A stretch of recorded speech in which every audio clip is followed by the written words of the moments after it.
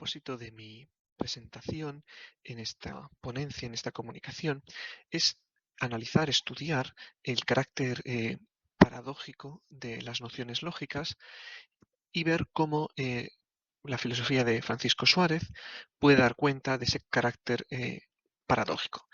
El origen de esta, o el interés temático que subyace a esta cuestión es precisamente pues,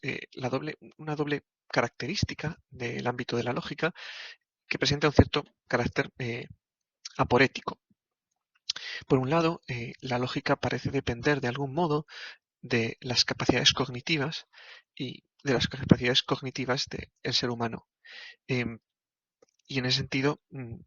hay intentos en la historia de la filosofía, en la historia de la lógica, de fundamentar la lógica en la psicología. Por otra parte, la lógica parece constituir un ámbito de inteligibilidad y que impone una serie de condiciones formales eh, para el discurso racional, para la comprensión, para la verdad. De manera que estas condiciones parecen ser independientes de los sujetos humanos que conocen y que son válidas independientemente, son verdaderas o tienen vigencia independientemente de que haya sujetos humanos que conozcan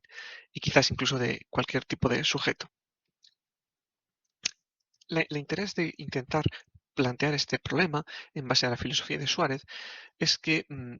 el ámbito de la escolástica, el ámbito de la lógica es entendido y las nociones lógicas es entendido como segundas intenciones, como un tipo de entes de razón. Y Francisco Suárez es el primer autor que dedica un tratado a el estudio de los entes de razón, concretamente en la disputación número 54, de la última disputación de su gran obra sobre metafísica, Disputaciones metafísicas. De modo que un rastreo de cómo se entiende lo lógico y el estatuto de lo lógico en la filosofía escolástica puede tener como hipótesis un buen inicio en el estudio de la filosofía y del pensamiento de Francisco Suárez a este respecto. No obstante, hay dificultades en el planteamiento de este autor, fundamentalmente porque hemos perdido sus obras lógicas y también el posible enganche, el posible conexión entre estas y lo que dice en las disputaciones metafísicas. En las disputaciones metafísicas, en concreto en esta disputación 54, es la que se dedica directamente a hablar, a estudiar el ámbito del ente de razón, se expresa, se defiende que las segundas intenciones, las intenciones lógicas, son una serie de conceptos o una serie de objetos del entendimiento, eh, una serie de entes de razón que corresponden al tipo de relaciones de razón. Los entes de razón hay diferentes tipos, fundamentalmente los entes de razón negativos, por otra parte las relaciones de razón, las, los, las segundas intenciones son un tipo de relaciones de razón, de manera que son estudiadas en los 4 últimos párrafos de la disputación 54 y por tanto de las disputaciones metafísicas. Y esta inclusión de las segundas intenciones en las relaciones de razón, de algún modo es una especie de, no sé si la palabra sería excepción o de eh, ruptura del esquema que ha usado para dividir las relaciones de razón. El esquema que ha usado ha sido plantear tres condiciones o tres características de las relaciones reales. Y entonces, cada tipo de relación de razón eh, eh, es una relación de razón y no real precisamente porque no cumple una de esas tres. De manera que hay tres condiciones, tres tipos de relaciones de razón. El primer tipo de relaciones de razón son aquellas en las que uno de sus dos extremos no son reales. Una relación real es aquella en la que los dos extremos que son relacionados por ella son reales. La segunda es que además de que ser reales, la segunda condición es que tienen que ser distintos. Entonces hay un segundo tipo de relaciones de razón en las que los extremos sí son reales, pero no hay verdadera distinción real entre ellos. Y un tercer tipo de relación real es aquella en la que los extremos son distintos y son reales, pero no hay un fundamento real de la relación entre uno y otro. Y por eso este tipo de relaciones son relaciones basadas en denominaciones extrínsecas, es decir, en denominaciones, imposiciones de nombre, no en función de características eh, intrínsecas al sujeto denominado, sino basadas en algún tipo de relación que otro ser, otra cosa, guarda con él y por tanto son denominados desde esa relación. Eh, pero la relación está en la otra cosa, no en la denominada. Es real en la otra cosa y no en la cosa denominada. Por eso, o puede estar en la otra cosa. Las segundas intenciones son un tipo de relación de razón que se basa también en denominaciones extrínsecas. Sin embargo, Suárez no las incluye en este tercer tipo de relaciones de razón precisa porque considera que además de existir un fundamento, de carecer de un fundamento real de la relación, les carecen de algún otro tipo de condición para una relación real. Y no es capaz de decir cuál es ese tipo que debe añadirse en las relaciones, en las segundas intenciones, las intenciones lógicas, porque ese tipo varía dependiendo de la intención lógica de la segunda intención de la que estemos tratando. De manera que Suárez plantea que estas relaciones de razón tienen dos tipos de fundamentos, un fundamento próximo en una denominación extrínseca y un fundamento remoto en la cosa eh, eh, sobre a la que se atribuyen estas segundas intenciones. A la cosa que es pensada como teniendo una relación que en realidad no es una relación real eh, en ella, sino que es una relación de razón, en concreto esta segunda intención. A la hora de explicar cuáles son las denominaciones extrínsecas, que son un fundamento próximo de las segundas intenciones, Suárez señala que podemos distinguir tres grandes tipos de relaciones de segundas intenciones dependiendo de la operación del entendimiento en la que eh, estén fundadas, ¿no? Entonces, hay tres grandes tipos de operaciones del entendimiento. En ese sentido, Suárez sigue la tradición escolástica, operaciones simples, o sea, conceptos simples de las cosas, universales, eh, actos de juicio, es decir, actos de composición o de división, de atribución o de negación, de un predicado a un sujeto, y la tercera operación que tiene que ver con la argumentación, con la conexión entre juicios. Entonces, puesto que hay tres grandes tipos de operaciones, hay tres modos diferentes de denominar extrínsecamente a las cosas conocidas en base al concepto con el que son conocidos, ¿no? De manera que a partir del concepto con el que es conocida una cosa puede ser denominada por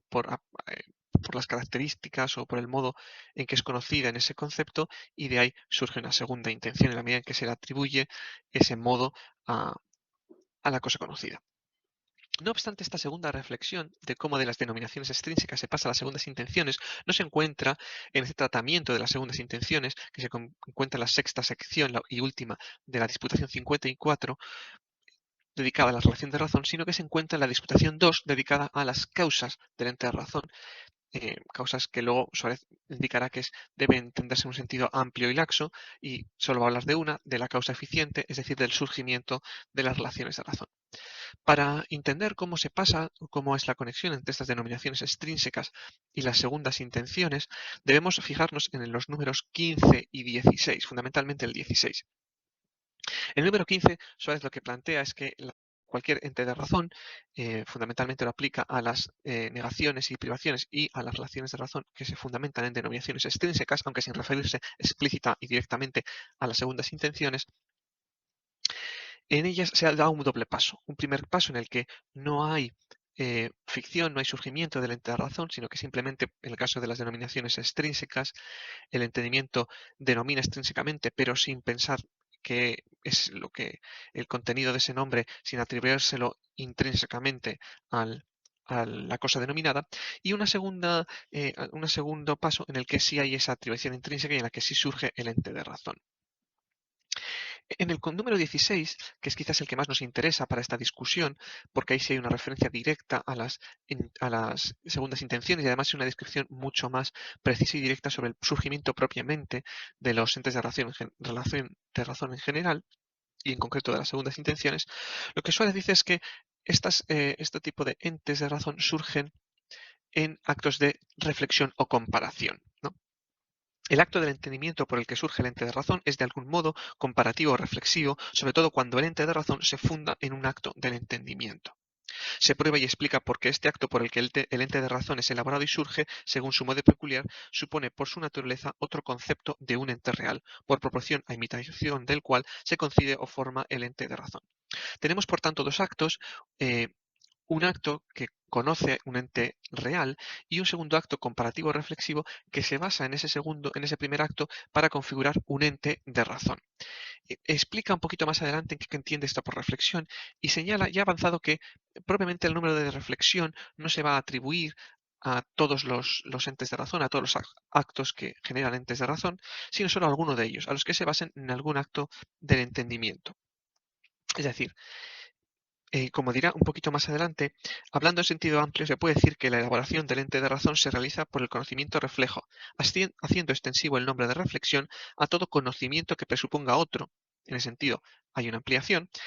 mm, y que venga a fundarse en él. Y ese conocimiento, hablando en general, se expresa con más propiedad con el nombre de comparación que con el de reflexión. ¿Vale? Entonces, de manera que el nombre de comparación se extendería a todas las generaciones de entes de razón y la de reflexión especialmente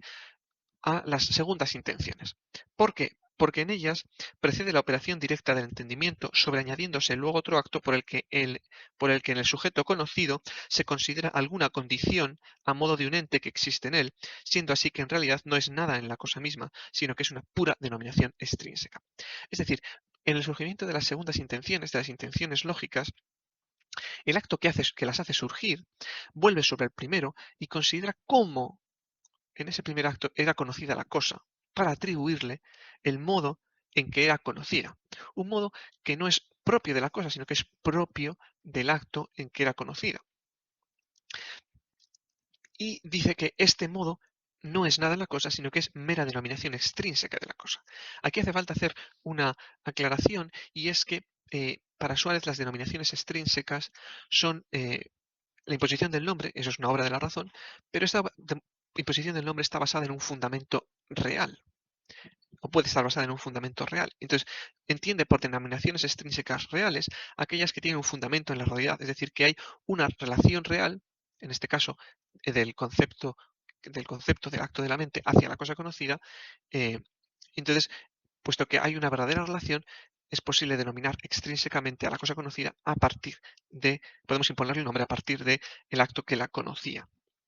En ese sentido, en la denominación extrínseca, en la medida que ponemos ese nombre, no hay ficción, no hay surgimiento de ente de razón. Solo lo hay cuando ese modo de conocer que se da en en el acto de conocimiento, del entendimiento, se atribuye a la cosa conocida. Y de este modo vemos cuál es la relación entre la denominación extrínseca que procede del acto de conocimiento y el surgimiento de la segunda intención. Deben ser distinguidos, son distintos, y el fundamento es precisamente la atribución como real a la cosa conocida de aquel modo en que es conocida en el acto de conocimiento. De este modo,